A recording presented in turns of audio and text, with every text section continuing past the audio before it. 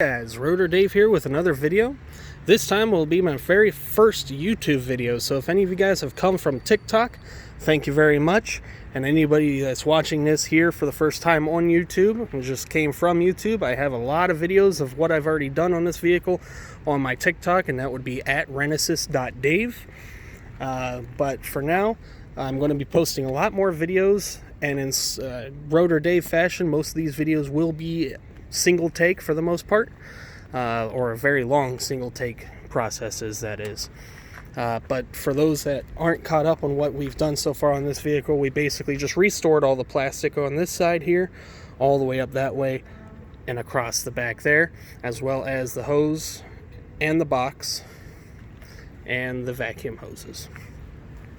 Now, while I was off camera, kind of just fooling around with a new chemical I got today, I restored the plastic on the front here and the Ford badge, as well as degreased the valve covers and restored them as much as I could without taking them off the engine, because I just don't have the time today, or really any time this week, to go that extensive into any kind of mechanical stuff for now. But I will be going over every single thing in this engine, how to take everything off, how to clean everything up and put it back on in future videos. So if you're interested in that, maybe you're a ChrisFix fan or whatever, please feel free to give me a follow. He's a huge inspiration of mine, and I hope you can see that into the future when I actually start pulling out some tools and showing you how to do everything here. As far as my plans for this vehicle, I also plan on replacing the air intake manifold up here with a high performance one. The stock one does pretty well right now. It has no cracks, it's solid, but it would look nice with a nice aftermarket one in there.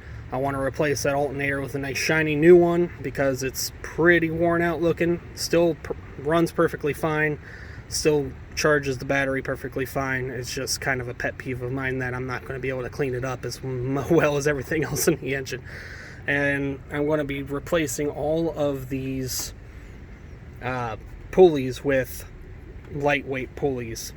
I was thinking maybe a dark blue or a nice metallic red, and replacing these valve covers with a similar color so it matches.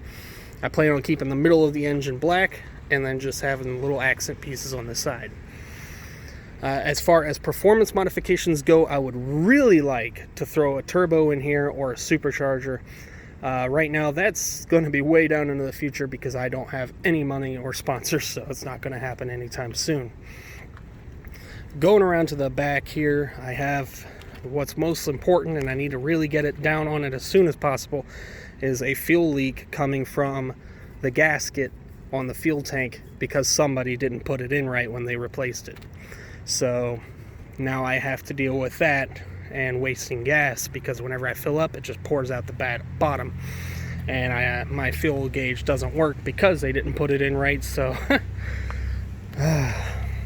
some people are quite special. Coming soon, I'm actually going to clean the bottom of this hood. Every time I close it, it kind of puts a whole bunch of dirt and whatnot on this nice plastic that we just went through refurbishing, and I really don't want to have to do that a second time. So I'm going to clean off this hood underneath thoroughly. I'm going to throw plastic over the entire engine base so it doesn't get dirty, and then I'm going to go to town on that. As well as I'm going to restore the plastic up here on the upper trim and clean it out. And I'm also planning on either restoring this fender cover, which means patching this fender, which means patching that rust hole there, which is repairable, and hammering the dents out of this, or just replacing it outright. Not sure what to do on that one right now, but I do know I need a turn signal assembly. Turn signal still miraculously works, but it doesn't look good, you can tell. I'm planning on sanding down and restoring these headlights, both of them. They both work. They're just foggy and not very good looking, as well as completely remove and restore this turn signal assembly here. She still has the steelies, which are my absolute favorite part of this vehicle. It's the main reason that I love Crown Vics so much, because they have tires that actually look good without, needing rims. I also plan on restoring this. I planned originally to sand it down and get it clear again, but when I pulled it apart, there's a whole bunch of rust. I don't know if you can really see it well in the video, but underneath here, that is just a mountain of rust. So even if I clean off this bulb and make the dome here and just make it look nice, you're going to see all the rust behind it, and well, that's no bueno. So I'm planning on just replacing this whole piece right here. This all works perfectly fine, so there's no point in restoring that. The bulb still works inside, so just trying to replace the glass and getting that worked out. Here soon, she's going to need a serpentine belt, and I might actually replace that as early as the end of this week. She runs perfectly fine with the current one that she has, but it's pretty shiny and starting to crack quite a bit and squeal. So before I have a catastrophic failure on my hands, I'm going to take the time to replace that, and I'll have a video on how to do that real soon, I promise that. And lastly, I've also planned on repainting the entirety of the car. It's already been sanded down by the previous owner, albeit not very well in some areas, but for the most part, it's sanded down pretty good. So I plan on repainting it with, I'm thinking of just keeping it the same color, or doing like the old cop cars did, with the black in the middle, in the back and the front, and the white in the middle. But I might just keep her stock, because just an all-white P71 is a little bit more rare than the black and white one. And inside here is where Big Bessie gets real magical, because over here you got the trunk release, which on the P71 is right here in the middle. But what most P71s don't actually have is this red dot, button here. I want to press it, but don't. What this red button is, they usually take it out when they sell the vehicle at police auctions, but this one actually kept it, which is very rare. What this button does is it keeps the vehicle in idle when you have it in park, and you just press it and you hop out of your car. So when you're chasing a bad guy and they say, you know what, I'm going to hop in and try to steal the cop car because my car's disabled, they hop in, they throw their car into gear. Well, that button there says, no, you can't. So they throw the car into gear, it stalls the entire car out. And the only way to reset it is by popping the hood, hopping back out, and pressing the reset button right there underneath the hood, which means unlatching the entire hood. And by that time, the cops have already gotten you. You're not getting it. Good luck to you if you think that you are fast enough to do that, because the cops will be waiting for you with a big ass smile on their face.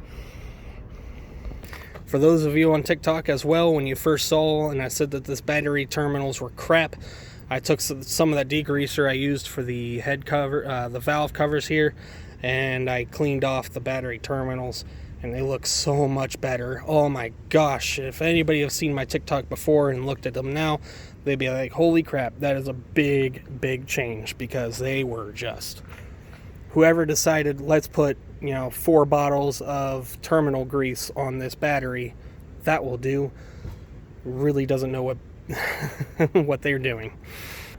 And with that being said, this is actually named Bertha. I named her Bertha because that is a big car with a big booty, and that is a big booty name. I would like to take just this last minute here to thank the person who inspired me the most to start car-related videos, starting with my TikTok, and that actually ended up being ChrisFix. He was a huge inspiration for me, and the general car community around TikTok was a huge inspiration for me as well, to get started on my own projects and getting on my own way. So I want to take the time to shout them out and thank them very much, even if I don't even have subscribers. It does mean a lot to me. I'm having pizza later. That they can do what they do with a big smile on their face, and not a lot of people can say that about what they do. And having doing it myself now, I see why it's just so much fun to record what you're doing and loving what you're doing at the same time. and being able to share that with a lot of people it's something special. You know, I really love this car. She needs work, and that's why I got her. You know, $800 was not a bad price for a car that runs and drives, and especially one with a very solid frame here in Ohio is nearly impossible to find. So thank you, ChrisFix, and thank you for the car community on TikTok for inspiring me to make my own videos and finally move on to the YouTube platform.